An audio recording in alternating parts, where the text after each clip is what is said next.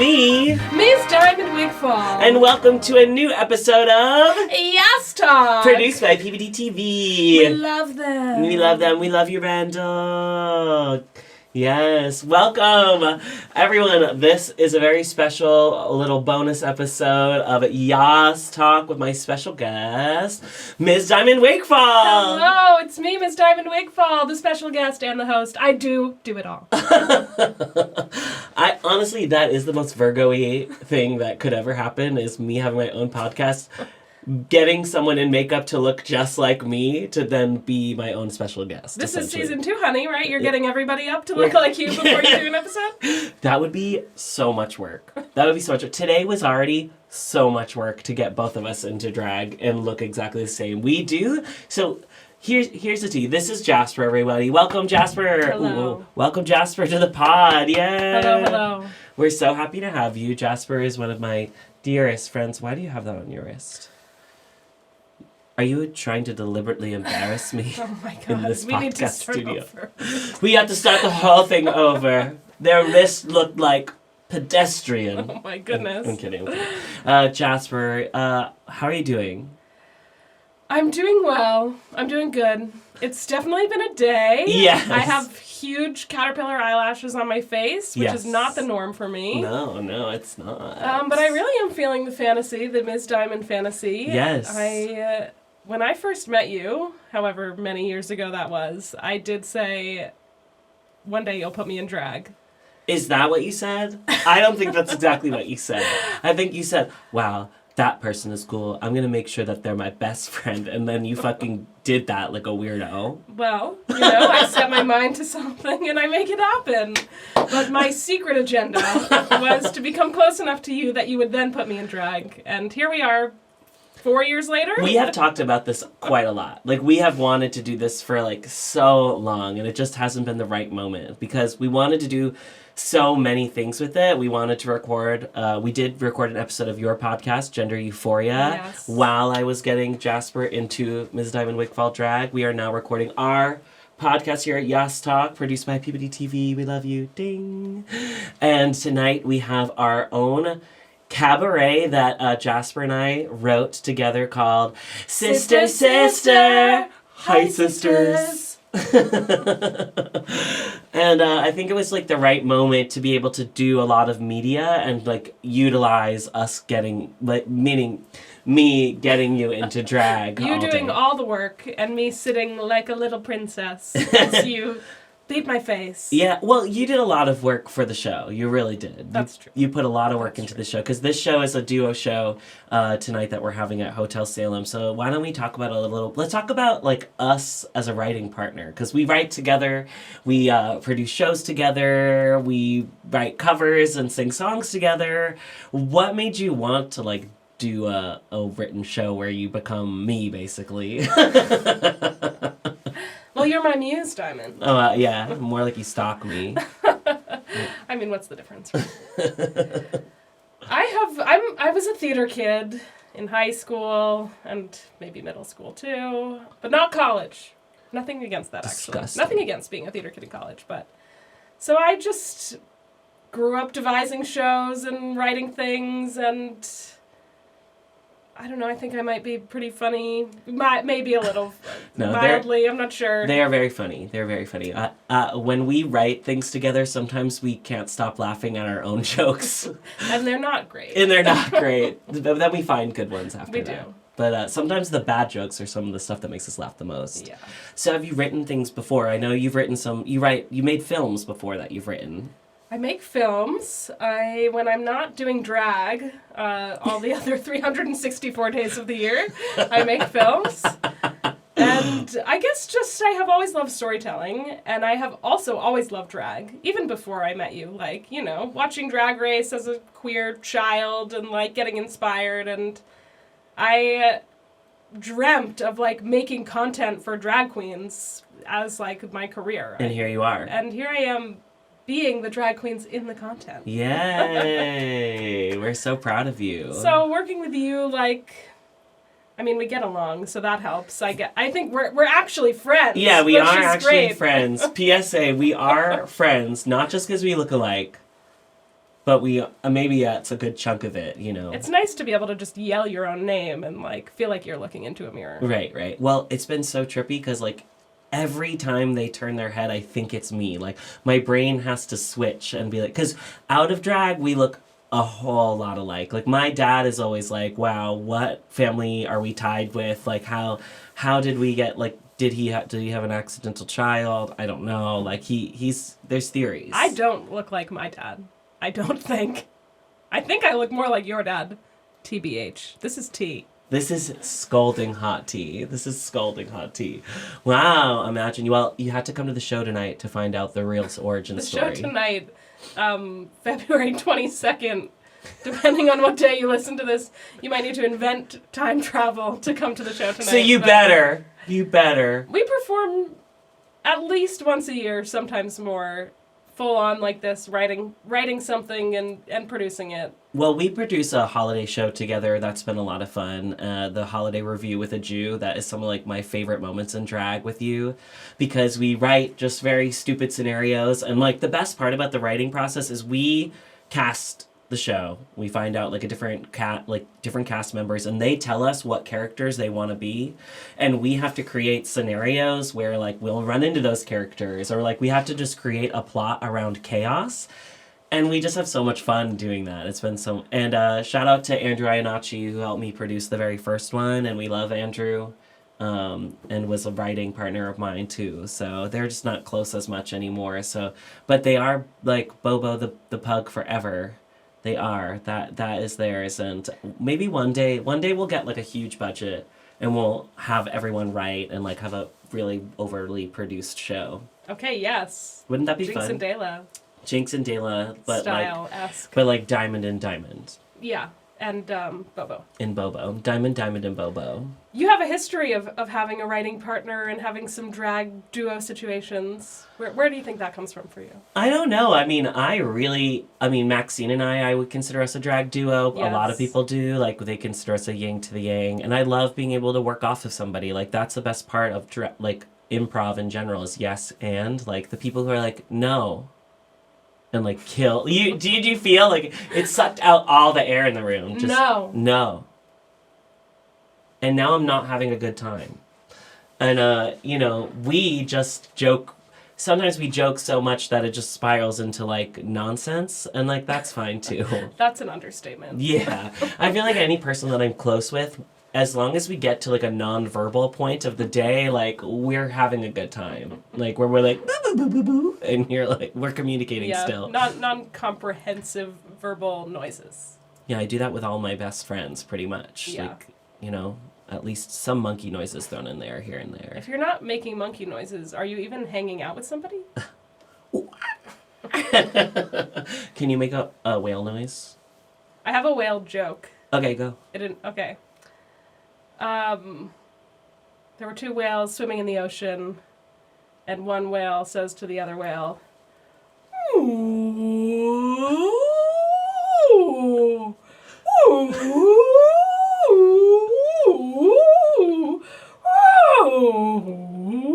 ooh." And the other whale says, "Go home, Harold, you're drunk." It's so dumb. That was great. It's funny, when you started doing the whale noises, I was like, oh, I didn't mean whale, I meant elephant. Well, I don't have a good bad elephant. I have a good elephant noise. Okay. Wow. Right? I think Diamond just really wanted to show off her elephant noise. That's it. Made me tell that whole dumb whale thing. That was really funny, though. I actually loved it. You should tell it tonight during the show. Maybe It was so good. That was so funny. So you're a performer all around. You sing, you're funny, you write, you make videos, you can dance. I can't dance. No, they can dance. It takes a day or two to compute, download, but you got it and you always kill it. Just call me Corbin Bleu in High School Musical 2 because I don't dance. Not a chance. No. Yeah. If I can do this, then you could do that. Then I forgot about that. We're gonna be copywritten. So you've been interested in drag. How long have you been like openly queer? Like day one. I think I popped out this way. Yeah, you popped out like. A little limp-wristed. I mean, my parents, like, had gay friends growing up, and, like, I was in a gay wedding when I was 3, so... What, when you were 3? I was the flower girl. Girl. And I looked a lot like this. So I never, like, thought that being queer was bad, I guess? Or, I don't know. Obviously I did. Like, you get messaging from the mainstream media, but, like, my parents have a lot of gay friends and, like, have queer ways of looking at the world. And, like, although I was raised as a girl, like, I wasn't really. I played, like, sports on the boys' teams as a kid, and, like, I got to wear basketball shorts every day of 6th grade. Okay. They were reversible. So even though it was the same pair, it looked like I was different just alternating pairs. pairs. Good job. And when I was in high school doing theater, I was always cast as the boy, and like... That was Buster's story, too. Buster and I have a lot of similarities in that department. So, like, I feel like I've always been queer. When I was in 7th grade and going through puberty, that's when you, like, think about sexuality for the first time. Sure. And that is when I was like, well, I think I'm a lesbian. So I guess it's been a while. You know, we try heterosexuality as much as we can. Probably took until college to really shake that off, unfortunately. Yeah. Wow. For me and those boys. Sorry, boys. Sorry, boys. I came out when I was like 13, not to my family, but to my friends. Yeah, to my friends. And you are a friend of the pod, Hanukkah Lewinsky. You guys went to high school together? We were gay together in high school. You guys the only gay people together? So we weren't the only gay people, but we had a very special camaraderie with each other. Being like, you're out, I'm out. Yeah. Like, I mess with you hard. Do you know what I think about a lot with Hanukkah Lewinsky? What? When she was a grade above me, and for her, like, senior showcase show, she did this entire produced, like, music video cut of Lady Gaga. Like, probably 5 or 6 songs with, like, full costume, full sets, full choreo, and just, like... I remember being in the audience and, like, watching this spectacle of spectacular amazingness and just, like, being in awe of her. And I think the rest of the school maybe didn't see the genius. Aww. But, like, look at her now. Look at her now. And I think about that video a lot, Hanukkah. Like, you slayed. You gave it. Yes. And that stuck with me. You inspired. Look, and now look. Look what you've created, Hanukkah. An even scarier gremlin that you fed after midnight version of me. Excuse me. I think that would be the opposite in my mind. For sure.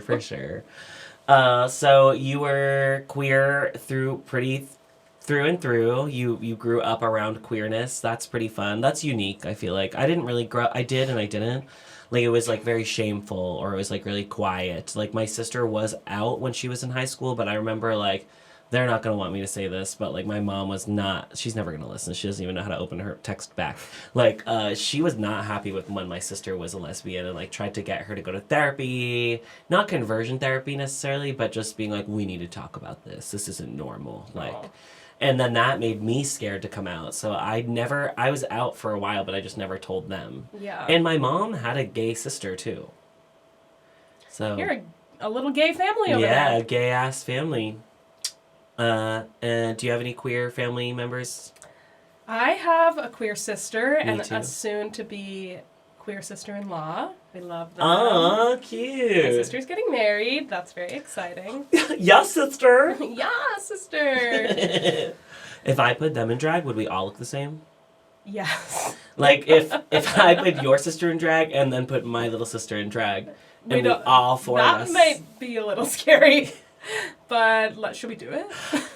For the next... For the wedding? For the wedding.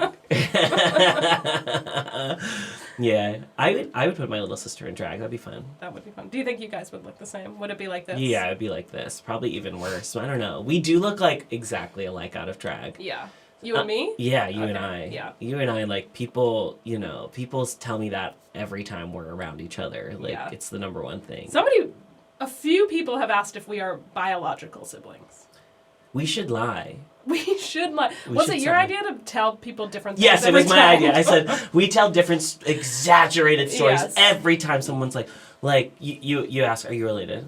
Are you guys like blood siblings? Okay, so like they are like my fourth cousin removed from my uncle on my left side, but then due to like marriage, like yeah, but like kind of, but yeah, we are. Okay, you asked me. And are you guys related? Okay, so like we have the same mom, but like I was raised by a different family and she was raised by a different family on like opposite sides of the country, but Right. then we like met at a shopping mall and our eyes locked and like I think we felt something. Yeah. All right, one more time. I'll go. Okay, are you guys related? So, like, it's a little complicated because we were divorced and we were married for a second. So it was, like, weird because it's like, am I married to my sibling or not? And then, after that got all situated out, we did take the blood test and, like, there are some similarities. And we only had one kid, so like they're probably fine. Maxine's okay. She's fine. You can tell a You can little, tell. but she's good. Yeah. She's good. It's the way she paints. It's just... All right. We're menaces. All right, we're doing well. We're doing well. Good. I think we're doing good with time. Thank you. Do you have any I don't know, we've been talking all day. So it feels We have like been. it's like now we're just talking in front of more cameras because this is the second set of cameras that we've been talking in front of. Yeah. Do you like being in front of the camera, like an audience? I hate being in front of the camera, actually. Really? I feel like uncomfortable about it, and when I'm filming someone, I'm like, how are you doing this? This is crazy. I feel more comfortable being behind the camera, but like that fear, I feel like is something you kind of have to you have to lean into it sometimes. Oh yeah. Also, like performing, like I like to perform, but I'm scared of it, and I have You're been so good at it. feeling very anxious this week about this performance. What? Because it is more of like a. So this it's not going to spoil the show because It already happened. It already happened at this point. So the way the show is set up is like, I come in and I'm starting to do like a normal show, and like I'm just gonna run it like it's a regular show of mine and act like nothing's wrong. Maxine will be there. We'll be talking back and forth, and then I'm gonna say like, oh, I gotta go do a quick change. I'll be right back. And then like immediately Jasper will come out, Miz Diamond Wigfall, and do their own like opening 15-minute set like content where they have to do all their own songs, which is something you've never done before, right? Like you've never sat there and done like song after song after song. I guess I haven't. No. It's tricky, and like I'm very proud of you for creating something that shows off different parts of you, because like they sing, they play ukulele. One, your voice is great, your talent is great, but they do have a couple of amazing comedy numbers in it that it's just wonderful and shows off different sides of you. So I feel like It's true. You're getting the full Jasper experience at this one. yeah. And, like, I'm feeling nervous about this, and I always feel nervous whenever I perform, but, like, I think, and also being in front of the camera, but you kind of have to lean into the fear to grow as a person, and there are areas of myself that I want to grow. And I think doing things like this helps those areas grow. Good. I'm happy for you. Trying to make, like, a penis joke, but I don't think it's landing. It's public access TV, dude. Good, great. You know your audience. Well, it's Diamond's audience, so. It is my audience, and they probably want to hear a good penis joke too. It wasn't a good one. It wasn't that great. I was being sincere and then trying to be funny, but like I should just be sincere when I'm You're being not really sincere. selling the show that well. Thank Thank God it's already over. happened. Thank We're God not the trying show's- to sell it. Thank God the show's over. We're trying to sell the Christmas show in December. of January 2025. December 2025, sorry. 2025. Whatever. It's fake anyway. It was a joke. Anyway, Anyways. you have to push yourself beyond your comfort zone sometimes to actualize in the ways that you want to. Okay. And getting into drag and doing my little numbers and like doing a little bit of dancing and doing some improv, those things are pushing me. Out of drag, you identify as non-binary? Correct. Yeah. So what's it feel like to present feminine? And I know it is clowny, like it's not exactly like feminine divine, like it's not giving that. It is giving big hair, big clown face. Like how do you feel about just femininity right now? Like how are you feeling about that? I feel great to be in drag. Cool. And That said no one ever. Said no one literally ever. So congratulations. You're the first person to ever feel great. It does feel uncomfortable for sure. Physically uncomfortable, but I don't know. I feel good. I feel like I'm in costume. I feel like I'm wearing a mask. I have a boatload of makeup on my face. And if you want to listen to Diamond's episode of my podcast, Gender Euphoria, you can hear me speak to this. But, like, I identify as non-binary, and sometimes I have imposter syndrome about that. Because, like, what does that even mean? Who am I to say what that means to me? Like, the world perceives me as a woman most of the time. Like, maybe I am just one and I'm being delusional. But this process of, like, getting into drag and, like, wearing undergarments and getting heels and, like, practicing being feminine has been fun and also a really big indicator that I am not a woman. Okay. And that is great. Like, I can dress up and look like a woman in drag or, like, not with all the makeup and hair on, but, like, my body can look like a woman, but that is not me. I am not a woman, and it feels good to be affirmed in my gender in that way. Yay! I love that. I love that. That's awesome. Like, it took you dressing up and performing femininity to be like, I can own this. This can be a part of me, but I'm not a woman. Yeah, like, I'm confident in my gender and my non-binariness, but, like, it was a good reminder, because even being confident in your gender, like, you know, it's sometimes you have imposter syndrome about things. True, and we were talking about this earlier, like, on the podcast, basically talking about I wish more people had the opportunity, especially, like, cisgendered, straight, white men, got the opportunity to experience femininity in an unapologetic way, so they could maybe, like, be at more peace with themselves, or just, like, understand what parts do they like, what parts do they identify with, because, like, everybody is on a spectrum of gender and sexuality and everything, and it's, like, the more you can be all the way on one side of that, for sure, but you're never going to be able to respect it unless you're able to, like, walk the path of many. You know, that's what I think. Like, totally. And, like, how you present can be totally different to how you feel. Like, I feel like I present masculine most of the time. Totally. But I think I have a pretty feminine energy. Like, you got a sapphic energy for sure. And I'm good with that. That's not, like, dysphoric to me. Like, I'm happy to have feminine energy. And you can be a feminine person with masculine energy. We know those people for sure. So, like, you know, we don't need to stay on our sides of the spectrum. We can be beautiful amalgamations. Were you a big Disney Channel person? I was a Disney Channel kid, for sure. Me too. What was your favorite Disney Channel show? I know what mine was. It's so hard to pick just one, but my initial... Sweet Life. Sweet Life, Zack and Cody was the best one. Well, you would say that right now. Why? Because... No, that was Rocket Power. That was Sweet Life. Oh, they both did that? Maybe they did. Rocket Power, great show. Rocket Power, that they go woogity woogity woogity woogity. Yeah. Sweet Life, they put, I think it's like... Oh yeah, yeah. Like, You're right. Yeah, or something like Yeah, that. Yeah. Twinergy. I liked Hannah Montana. I loved Hannah Montana. Specifically, I had such a big crush on Moises Arias. Weird. Rico from Hannah Montana. Rico? It's hard to say if, like, back then that was, like, a crush, or if just, like, I liked his gender, or just, like, I saw myself in his petite frame. I don't know, but, like, that Motocross, do you know that Disney Channel original movie? Yeah. Where she, like, dresses up as her brother and does, like, bike racing? Yeah, like, I remember that vaguely. Oh, my God. That formative queer experience for me. Did you like She's the Man? She's the Man. It wasn't that... Amanda Bynes as that role was not, like, so formative for me, but I loved that movie. My sister, actually, back in the day, could quote every single line of that movie, including every word of the soundtrack. Interesting. And she did it once for me. Just for you. You're like, sit down. Here we go. It was me and my business partner, Jack, and we were all in Europe together, randomly, and we were walking down the streets of Germany, and Danielle recited She's the Man start to finish, including the soundtrack. That's kind of fierce. I mean, yes. That's kind of fierce. Yes, queen.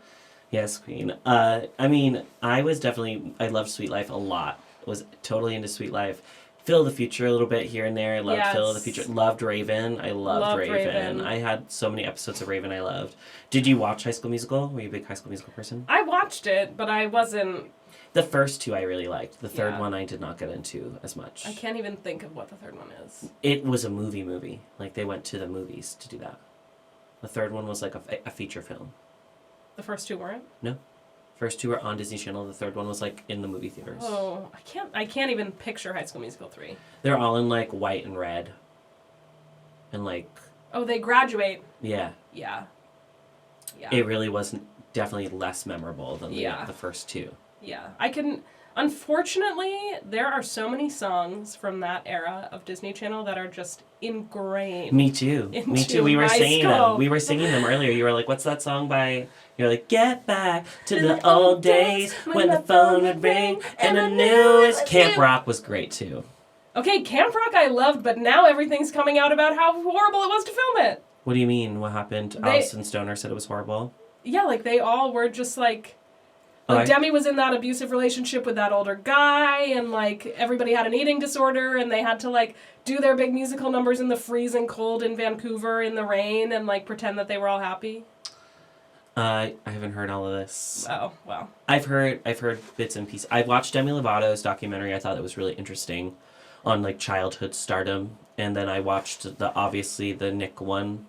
I haven't seen either of those, actually. Very sad. I mean, I just think we were talking about this also on your podcast, or weren't we talking about like children in general? Yes, the abuse of children in the entertainment industry. Yeah, the abuse of children in the entertainment industry. That is kind of a passion of mine. I love abusing children in the entertainment industry. What do you mean? Jesus Christ. No, I recommend Alison Stoner's podcast that I can't remember the name of, but I have listened to every episode of. What is it? Really good insight into what it is like to be a child growing up in that industry as it is.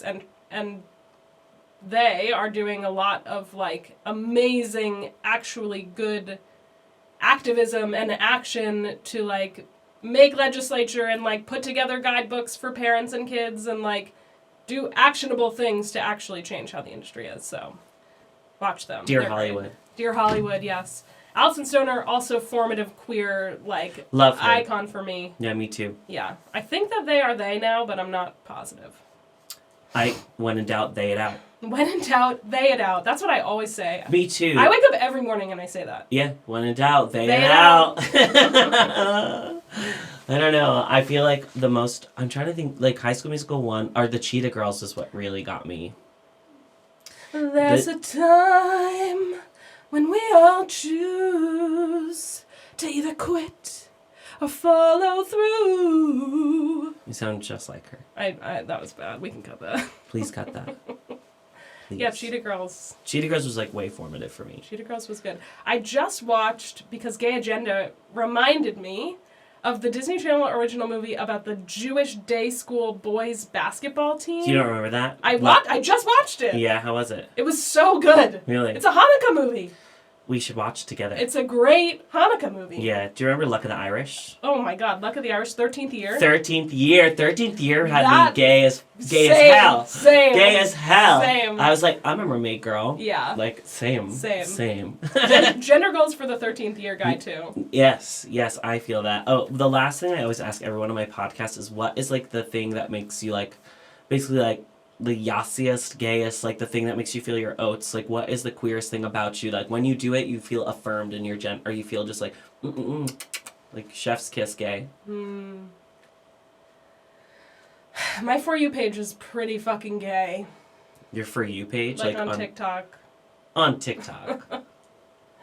I can think of that's the gayest thing. Like that's what makes you happy is looking into the algorithm that has been picked for you by TikTok, and then you're like, I feel affirmed in my gender. It used to be good, and then there was the whole shutdown thing, and then the whole we won't say his name Orange Cheeto Man thing. So like it's not as good as it was. Yeah, but like you're telling me right now, TikTok, I'm asking you the thing that makes you feel the queerest was looking to your For You page on TikTok. It's affirming.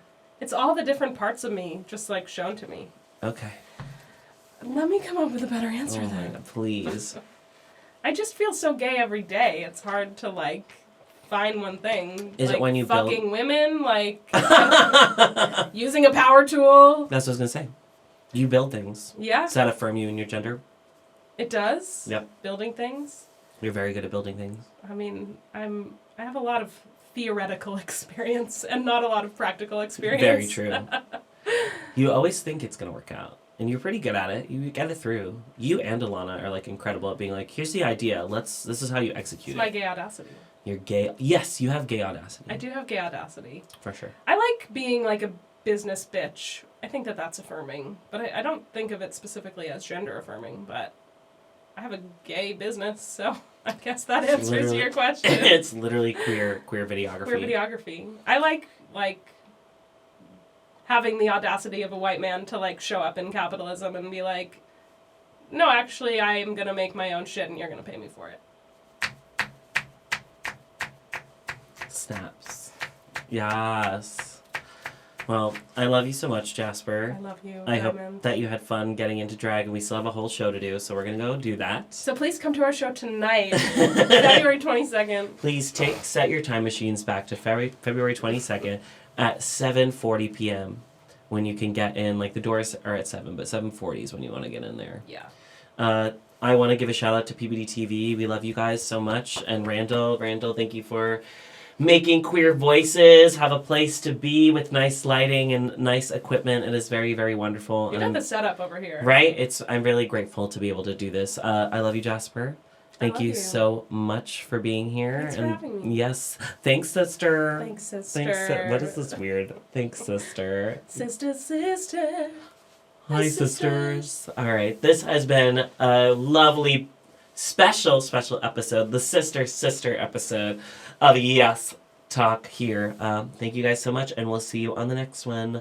Goodbye. I was going to do that. Yeah, but we'll see who they choose to use. Edited to both cameras.